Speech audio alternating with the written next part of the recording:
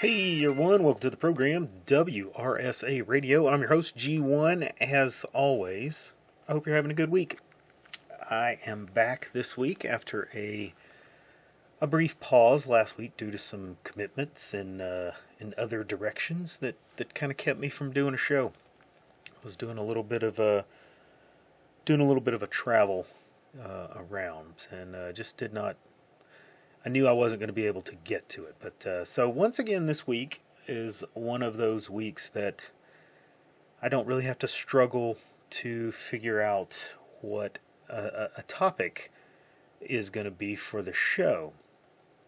In fact, it's more of trying to figure out, trying to narrow it down to specifically what I want to cover.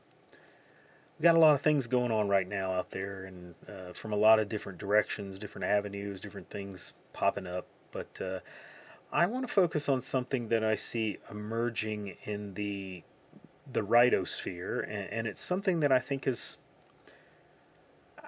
I'm going to say concerning because I don't necessarily have a better word for it there. It's not necessarily something that I think is bad or wrong. It's just sort of something that I see as being kind of a time sink. So I've had a few weeks, I guess, like many of you perhaps, to reflect on the assassination of Charlie Kirk.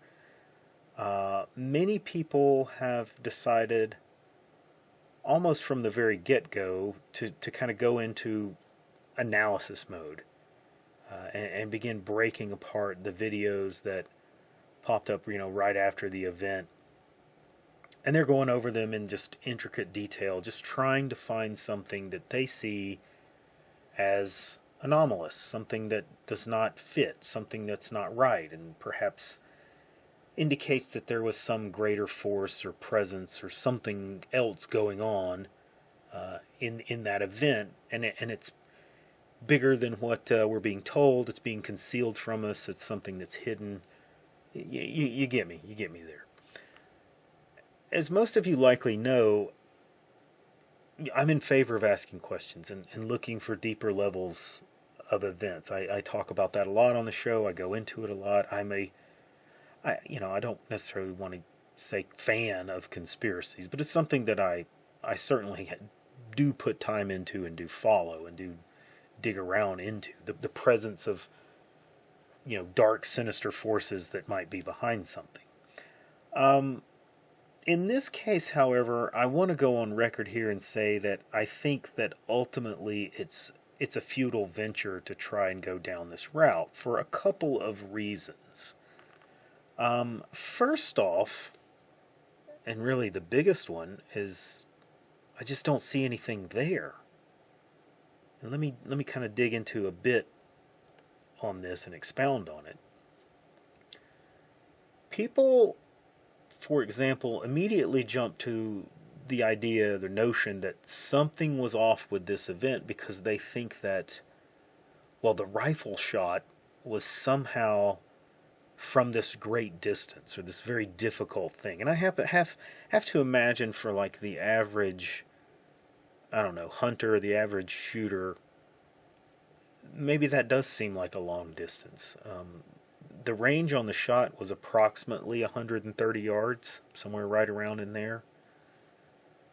Well, let's assume that the shooter was aiming for Charlie's head, as a novice would probably do, and he pulls the shot low and right and hits Charlie in the neck. So he's off by about 6 or 8 inches or so. That's well within the capability of a person who has just a modicum of practical accuracy with a rifle, practical experience with a rifle. This is not some magic bullet or just impossible sniper shot. For some context, about 3 or 4 weeks ago, I took a rifle out to the range that, new rifle to me. I'd had it for some time, but just had not gotten a chance to do any shooting with it, and so I had just kind of thrown a new optic on it. It was an optic that I had had as well, and just had not. So I was putting together kind of a combination of things that I'd had for some time, but had not really utilized. It's a red dot optic, so not even a really high power scope, nothing. It's just a red dot, 2.5 minute of angle dot on this red dot. So if you're covering a 2.5 inch circle at 100 yards, that red dot would cover it completely up. You wouldn't even see the circle at 100 yards. I put this on a 6.5 Creedmoor rifle. Now the optic does have a 3 times magnifier. I did not utilize this at the range. So I took it out and I zero the rifle at like 50 yards, and then I pushed it out to 150 yards. And my average group size was a 2-inch shot, 2-inch group. Now that's the limitations of the optic. I'm covering the 2-inch circle bullseye on the target, and I'm putting all the shots right around the inside of that circle. That's the limit of the optic. The rifle, I think, will shoot sub-minute of angle at 150 yards with a better optic. If I put a 10 power on it or something like that, I can probably get that down to clover leaves, or, at least all shots touching. The bottom line is I was shooting better with a red dot than this guy shot without even trying. And I'm not some high-level shooter, okay? I would call myself average. Some people who've seen me shoot might say I shoot better. I don't know. I don't think it's a difficult shot to make at all, outside of the pressure of hitting someone, a person, rather than paper, which is significant. That is a significant pressure, I grant you that. But I think that pressure explains the pull to the low right. I think that nervousness, that, oh my God, what am I about to do kind of thing, explains that. But it's well within the expected parameters of performance. It's nothing nefarious there. I just don't think that was really all that of an amazing shot to make. Now, I don't want to continue to go down this path. There's a lot of other aspects of things that have come up. People saying, "Oh, there's no breakdown rifle. There's no breakdown Mausers." Yeah, there is. In fact, a buddy of mine had just gotten one off of an auction about 2 or 3 weeks before Charlie Kirk got shot. Yeah, a specifically sporterized breakdown screw apart barrel Mauser rifle. They're out there. They exist. It's not expensive, not unheard of. But we could go down each and every one of those points, and that people have been making in the numerous videos that have popped up over the last 2 weeks or so. I don't really have time to do that, nor do I have the bandwidth to kind of watch all of those videos to refute them, every point by point that's made. I'm sure there's some very interesting things in there that may in fact be the case, but I just don't think it's necessary here.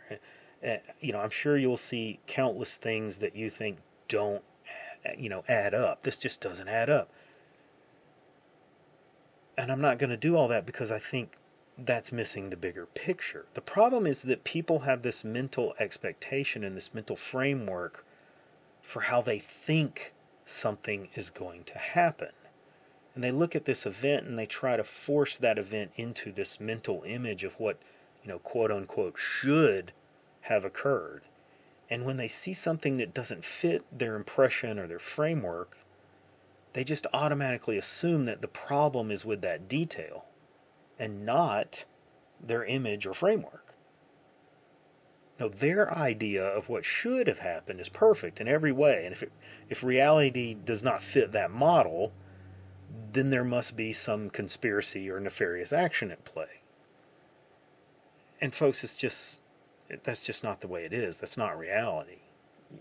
People tend to have this Hollywood idea of what a public assassination should look like, and you're trying to force reality to fit into that mold. And if you do that, you will find things that are at odds or seemingly inconsistent. But at this point, I don't see anything wrong with the public narrative of the event. There's nothing that tells me that something other than what we believe happen is actually what happened. A student who has far left radical ideology with a transgender furry girlfriend who was a member of a far left political action group, the Democratic Students or whatever. I don't remember the actual group that he's affiliated with or has been seen at their rallies. But this guy climbed up on the roof of a building with an old bolt-action rifle, and he shot Charlie Kirk. And then he fled the scene. He drops the rifle in what he thought would be a hiding spot, and then he tries to blend back into normal activity so that he can say, see, no, I was down the street at the Dairy Queen or whatever. I didn't have anything to do with that. And he makes his way kind of back into his normal life, but he very quickly realizes that once that rifle has been located, he was going to be found. It was just a matter of time. And he confessed to his trans girlfriend via text messages, and he confessed to his father, who ultimately turns him into law enforcement. There's nothing that I see that conflicts with the general narrative there.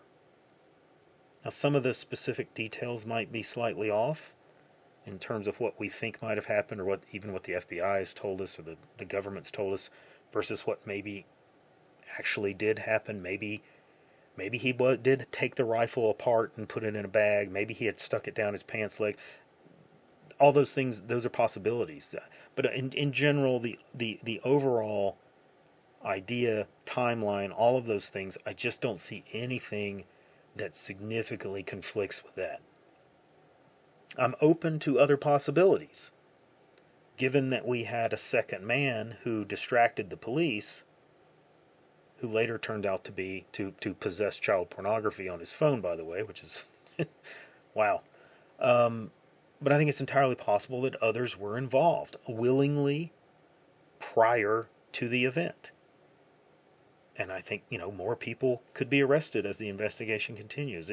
It's clear that at least some of the internet associates of this young man were aware that something was going to happen at Charlie Kirk's speaking engagement prior to it happening. But it remains to be seen what level of pre-knowledge that they had. Maybe he just told him he was going to do something, watch this space kind of thing. We don't know. We haven't seen all of that yet.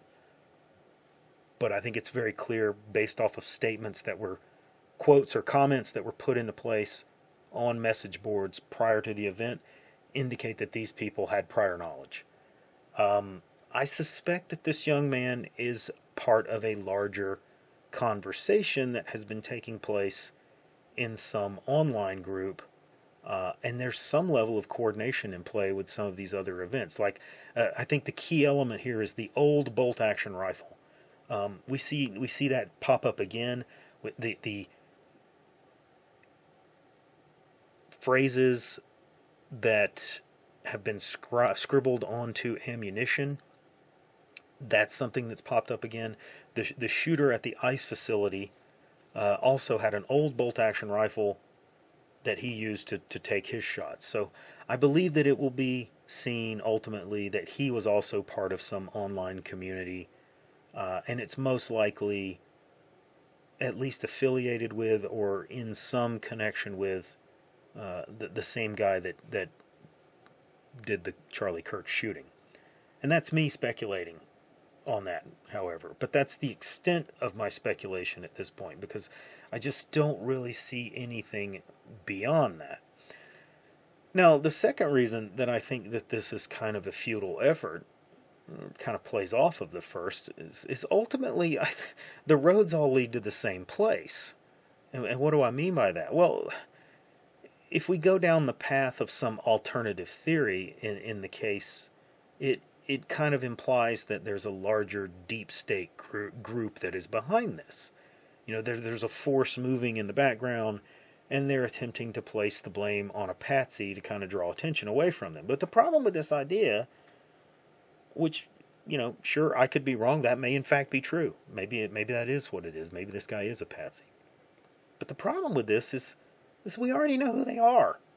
Even if we take the official route, the official statements, the official narrative route, we get to the same place. It's the same people who've been promoting and pushing and empowering that deviant transsexual agenda. The same people who push this into our schools, the same people who insist on medicating young boys into complacency, the same people who radicalize teenagers with failed political ideologies and push this kind of revolutionary idea of utopia. They're anti-traditional in every way, shape, or form. It's the same people who absolutely hate the average white European and Western civilization, the same people who've infiltrated all levels of society and are wreaking havoc on our culture. We don't need to go down the rabbit hole and waste our time and effort. Their patsy, if indeed he is a patsy, is a terrible one because he points the fingers all right back at them regardless. So you don't need to chase down all these videos and all these alternative theories. Just take the shortcut and get to the same place. It's all the same chaos cultist that it always is. The people who worship the powers of lust and decay and murder, greed, it's all there. You don't need to take the long way around. So don't waste your time and effort on this. Someone else wants to do it, let them. I mean, I don't mean to imply that you should actively try and prevent people from taking that route. I'm not telling you that in your spare time, if you want to entertain yourself, go watch some of those videos. There may be some very interesting questions that pop up. I've seen some things that are like, that's kind of thought-provoking. Don't see any need to go that route. But if you want to entertain yourself with it, be my guest. That's fine. I think there is some utility here. If you follow me for a moment, if for example you have normie friends who maybe they've not been ready in the past to see the bigger picture, perhaps this is indeed the event that points them that way. Maybe if someone's out there who is kind of working on a series of videos or whatever, and that information lines up with other data points, perhaps that's enough for you to point people down that longer path to get them to the destination. Maybe that's the pathway that they need to take to get there. That's totally fine. Maybe it does serve a purpose for certain individuals. Maybe then they'll see what needs to be seen. So it's not a complete waste of time for you to familiarize yourself with some of the ideas, some of this information. But my point is that you don't have to do that unless you feel like it might be useful to you down the road. We know who ultimately is at fault here, or who at least shares some of the blame for this. The question really is, what is to be done about it? Now, we are seeing some very interesting things come to pass over the last few days that kind of run parallel to this, I guess. YouTube, for example, has done a great unbanning of people, I guess if that's what you want to call it, unbanning of creators that it had previously ran off of the platform. Google admitted that the Biden administration pressured them into banning people. Now, I, for one, do not believe that the Biden admin had to put a whole lot of pressure on Google. It was more of a situation that Google wanted to ban people, but they wanted to do that under the cover of, Biden sanctioning it so that they could pretend that they weren't responsible for it. We can all see that. Again, however, it doesn't matter who pulled and who pushed the goat rope. The outcome is the same. The government used private entities to suppress free speech and shut down dissent. So this admission, this unbanning, is this maybe an indication of some kind of tectonic shift that's taking place? I don't know. Are we seeing this as kind of opening moves in a greater unmasking and greater awakening? Don't know. Not sure. But we will follow the developments and we'll cover what we can. I'm sure we will have great conversations and discussions about it on various platforms and outlets. But I'm out of time for today. So come see us over on Gab. Nice crew. And at least for the time being, the main site is still on the Cold Fury blog. Pete's working on some alternatives and has its new site ready to kick off. I'll let you guys know when that takes place. I'll put the new link for it down in the description of the videos. I'm sure it'll be all over Gab. But anyway, until that time, we will see you on the next episode.